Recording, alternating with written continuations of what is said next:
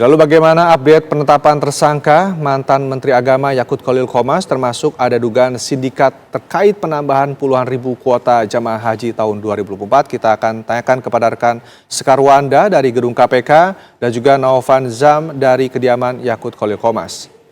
Kita ke Sekar terlebih dahulu, seperti update terkini mengenai pemeriksaan dari mantan Menteri Agama Yakut Khalil Qomas. Silakan Sekar. Ya, selamat siang Rendra dan juga pemirsa. Pasca penetapan mantan Menteri Agama Yakut Khalil Qomas sebagai tersangka dalam kasus pengadaan kuota haji periode 2023 hingga 2024, hingga saat ini masih belum ada informasi terbaru pastinya kapan mantan Menteri Agama ini ditetapkan ataupun ditahan.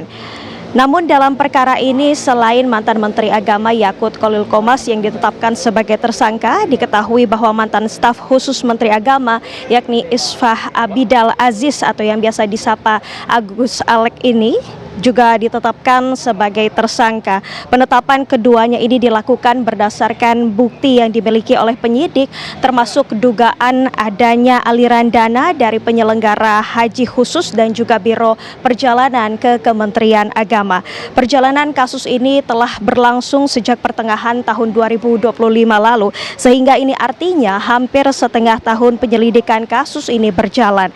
KPK menyidik dugaan penyimpangan dalam pembagian kuota haji tambahan, di mana di tahun 2024 Indonesia ini mendapatkan kuota tambahan oleh pemerintah Arab Saudi sebanyak 20.000 kuota, yang mana seharusnya sesuai dengan pasal 64 Undang-Undang Nomor 8 Tahun 2019 tentang penyelenggaraan ibadah haji dan umroh.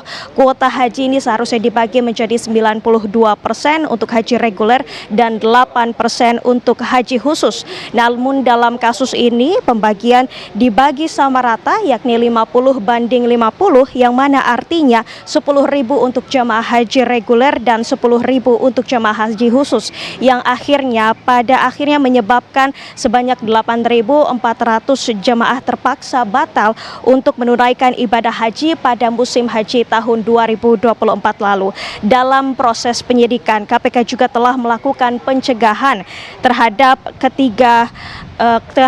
dua tersangka dan juga satu orang, yakni mantan Menteri Agama Yakut Khalil Qomas, kemudian Isfah Abidal Aziz atau Gus Alex selaku mantan staf khusus, dan satu lagi yakni Biro Penyelenggara Haji yakni Fuad Hasan.